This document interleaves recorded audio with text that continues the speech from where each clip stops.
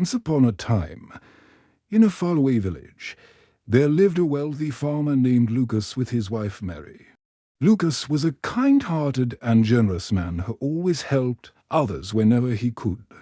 However, because of his careless management and constant charity, Lucas slowly lost all his wealth.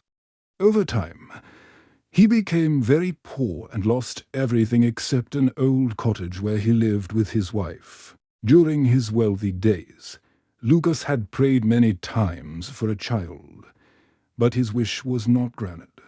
Now, when he had nothing left and barely any food to eat, Mary gave birth to a beautiful baby girl. This child brought a ray of hope into their lives. For the first time in many days, Lucas and Mary smiled with happiness as they held their daughter in their arms. But soon, Lucas became worried. He looked at the child and thought about how he would care for her and arrange her christening without any money. Lucas gently said to his wife, "Take care of her. I will go and find a godmother for our baby." He went to the house of a laborer's wife who lived nearby and asked her to be the godmother. The woman refused, saying it would bring her no benefit to be godmother to the child of such a poor man. Lucas returned home disappointed. Mary sadly explained how people change when wealth disappears. When they were rich, important people respected them, but now no one was willing to help. The baby shivered from the cold, and Mary had no warm clothes to wrap her in. Suddenly, Mary remembered their old neighbor, Rosewood, the wife of the burgomaster. Mary said, "Lucas, please go to Rosewood. She is wealthy, and I was once the godmother to her child. Perhaps she will help us." Although Lucas doubted it, he decided to try. With a heavy heart, he walked through the fields and barns that once belonged to him and reached Rosewood's large house. Rosewood greeted him politely at first, but when Lucas asked her to be the godmother, she refused. She said that generosity only brings poverty and she could not afford to help poor people like him.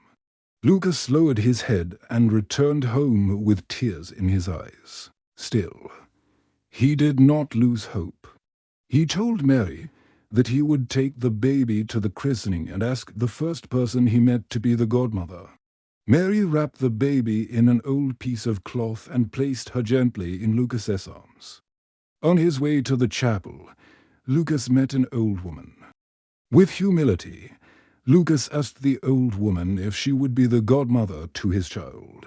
He explained how everyone had refused him because of his poverty. The old woman smiled kindly and agreed. She took the baby in her arms and walked with Lucas to the chapel. The priest was about to leave, but after hearing their story, he felt pity and performed the christening ceremony. The baby girl was named Mariska. After the ceremony, the old woman placed a gold ducat into Mariska's clothing and blessed her. She said that this blessing would be enough to raise the child properly and that Mariska would bring happiness to her parents and have a joyful future. After saying goodbye, the old woman touched the ground and suddenly disappeared. Lucas realized that she was no ordinary woman. Lucas hurried home. Mary was waiting anxiously, weak from hunger.